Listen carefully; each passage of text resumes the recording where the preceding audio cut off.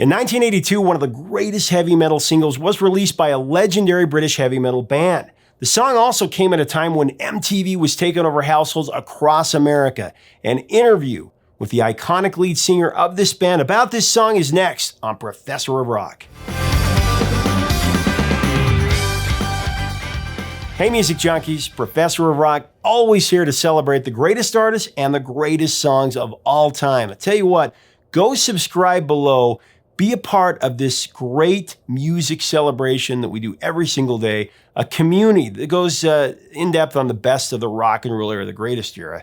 Also, if you want more videos and other great benefits and you want to support this curation of this history, please click on our Patreon link. We'd love to have you. Now, 1982 was a monumental year in heavy metal. Iron Maiden, The Number of the Beast, went to the #1 in the British album charts. Incredible. Led Zeppelin released their final album, Coda.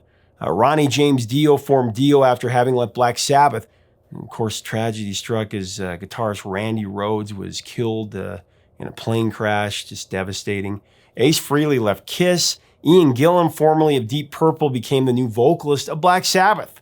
British heavy metal legends Judas Priest released their 8th studio album, Screaming for Vengeance, which of course contained their biggest hit, You Got Another Thing Coming. And that is the focus of our latest episode of Revelations, where featured artists go deep on their greatest songs. This is episode 2 of our recent Zoom session with the metal god himself, Rob Halford, the frontman of the aforementioned Judas Priest. As you probably know, Rob released his autobiography, Confess, just recently. It's one of the best rock bios of the last few years, and you're definitely going to want to pick it up.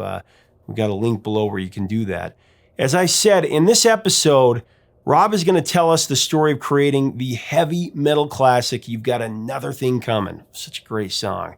It was definitely one of the key songs that helped to take metal from the underground to the masses in the early days of the 80s, as it actually broke onto the pop charts. The Hot 100, it went to number 67 on the Billboard Hot 100. Very rare for a heavy metal act at that time. You've Got Another Thing Coming. It also broke into the American suburbs through MTV with its corresponding video. You have to remember, this was the first time that kids from rural areas like mine in Idaho, we actually saw bands like Judas Priest on TV. I remember the first time I saw MTV, we were visiting extended family in California about this time. I remember just being glued to the visuals. I remember, I saw like Gary Newman Cars.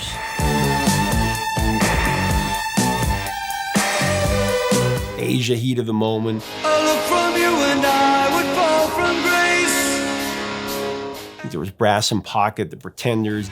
Gonna make you naughty. Devo, Whip It. You must whip it before the cream sets out too long. You must whip it. Flock of Seagulls, I Ran.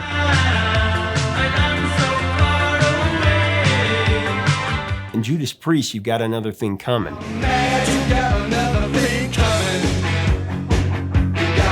And out of all these videos I saw more. I think there's Joe Jackson, a few others. Judas Priest was one of the ones that really stood out because of the delivery of the chorus by Rob. And because of his appearance. I mean, the sleeveless leather jacket, the leather bracelets with the spikes and then the chains.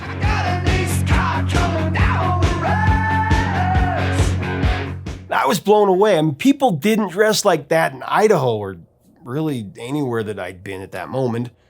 I was a young kid.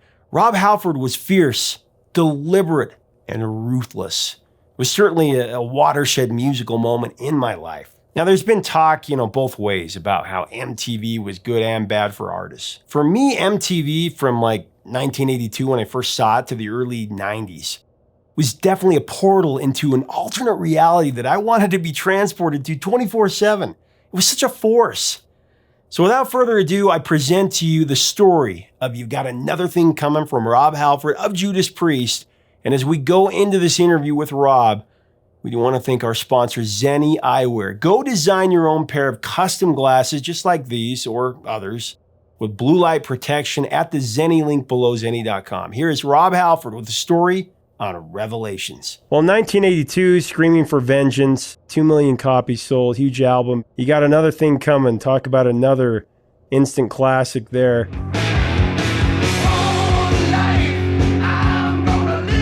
Track feels like much more than an act of just defiance. It feels like it was triggered by a real life occurrence or maybe a personal vendetta. Tell me about that. I want to ask you about the origin of that. I love phrases. I love phraseology. My thesaurus is always with me, and any of these books that contain phrases like hell-bent for leather, or in this case, you've got another thing coming. Because originally I think it was you've got another think, like THINK. And so that was kind of slightly massaged into you've got another thing coming. And I think it's true that most songs that gain traction have a strong message. Even if it's a simple love song, she loves you, yeah, yeah, yeah.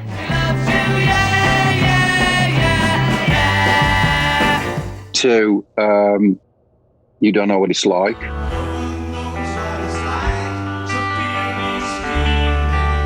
To if you think I'll sit around as the world goes by, you're thinking like a fool because it's a case of do or die.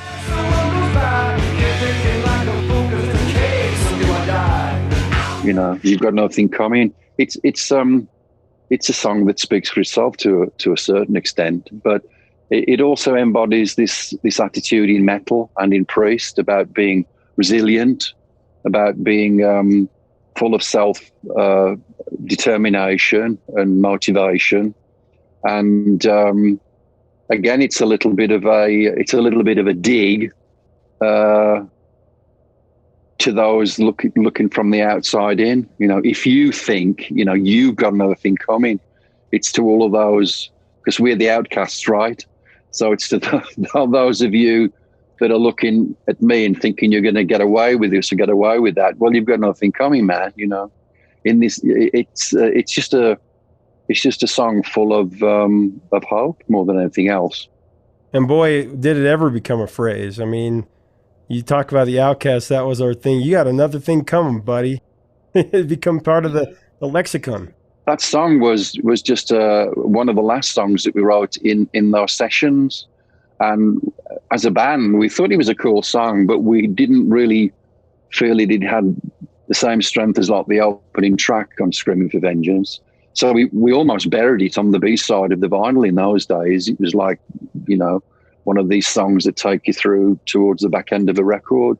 And then our label in New York, CBS Columbia, said, suddenly started to get the airplay. They knew, the people in the office knew, this is a song that's going to do something for you guys. So we were ecstatic to get that amazing traction in rock and roll radio, which we've always loved as a band in Priest, particularly here in America.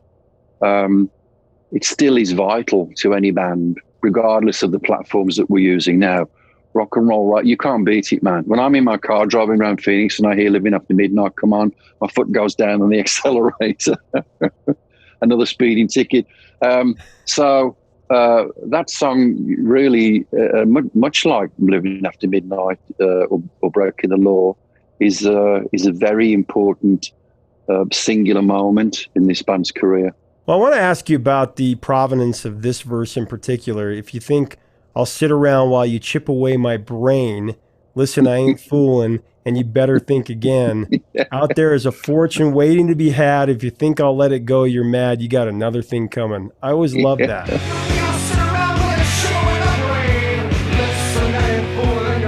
I don't know where these words come from. It's my job as the lyricist for Priest to try and come up with language that represents the band and the way we feel as a band, because this isn't just Rob spouting his mouth off. We vet everything. We're there for each other. We encourage each other. Scott, that was great on the cymbal, but could you hit that cymbal instead of that one? Because that's going to sound better. You know, simple things like that mean so much. And once I get on a roll for a song like that, I probably wrote numerous verses, and we have to hack it down. We have to do the Tom Allen and kind of, you know, be brutal, and that's tough. that's tough for a lyricist. It's like saying to Glenn, you've only got 8 bars of lead here. But yeah, but I want 16. No, it's only 8, mate, because 8 is enough. It's like 4 verses are enough. You have to be really brutal to yourself to get the best results. But that's a great little moment there where you throw out those words, because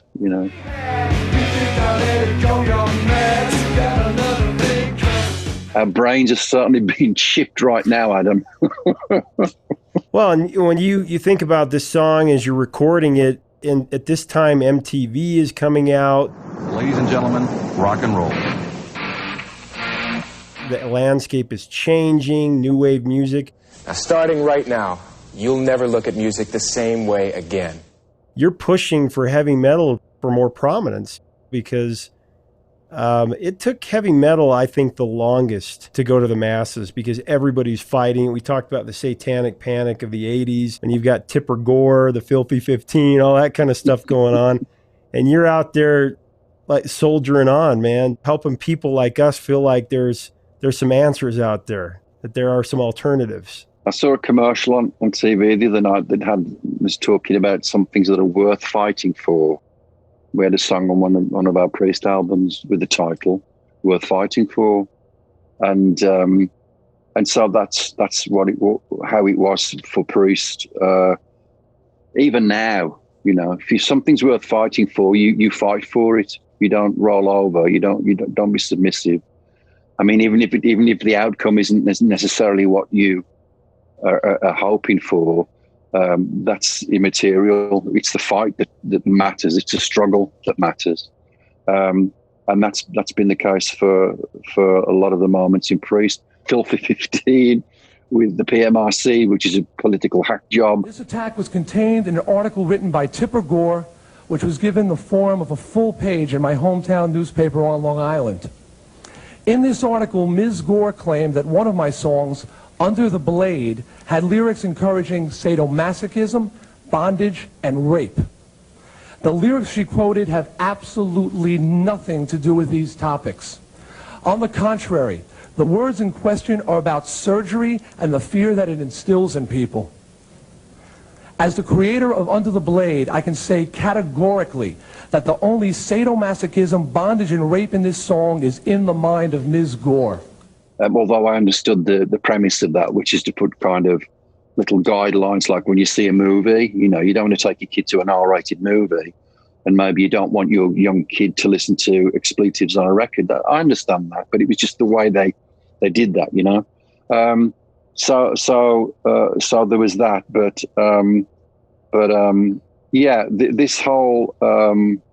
this whole moment with MTV was remarkable. It couldn't have happened at a better time for a band like Priest, because we were slowly arcing. We were getting to places, particularly here in America. We had radio working for us, and that's not totally wrong expression. We had this great relationship with radio happening, and now we have this new kid on the block, MTV. I went to one of the very first MTV broadcasts in Manhattan, and you couldn't get MTV in Manhattan. I think you could only get it in Brooklyn and a couple of other places, but we knew exponentially that this was going to revolutionize everything, and it did. And how cool that was, as it kind of married itself with another thing coming, because then MTV started to play, Breaking the Law and Breaking the Law, Breaking the Law, Breaking the Law, Breaking the Law, and stuff from a few years earlier.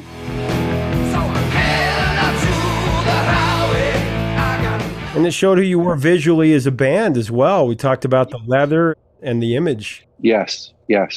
And so all of that was a massive boost, a massive push for heavy metal music. And Headbangers Ball, I used to watch that religiously. Judas Priest, your heavy metal host for tonight's edition of the Headbangers Ball. We were on that show numerous times. So you can't say thank you enough to the way MTV took you across the landscape of America, because in a very, very short space of time, It wasn't just in Brooklyn. It was everywhere. It was all across the country with cable, with the invention of cable. And so when you were back home in Walsall, somebody was headbanging to breaking the law over in Kansas. What a beautiful thing, man. You know, can't see your band in live, but here's a great video. And for young people, especially young metalheads, that was just a great moment. In Idaho too, man, we were headbanging, man. It was, it was great. It took us a while to get cable TV, but it was such a game changer. And also, you got another thing coming, huge in Guitar Hero. That introduced it to a whole new generation. My kids, that's how they found a lot of this music.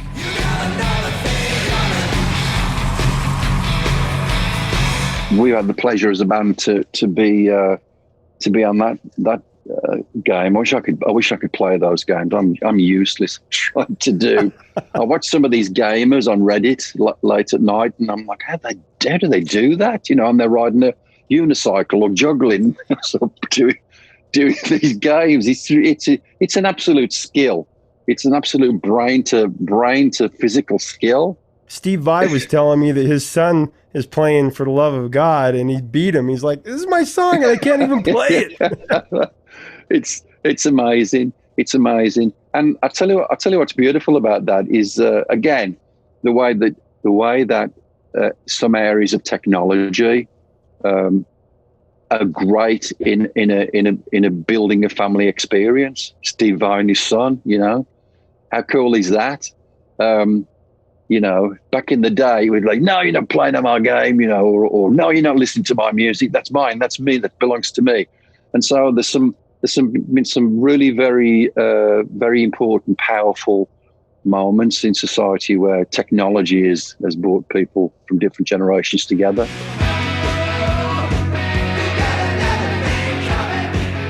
Hey, thanks so much for watching. Leave us a comment about Rob Halford and Judas Priest and this amazing song and the video.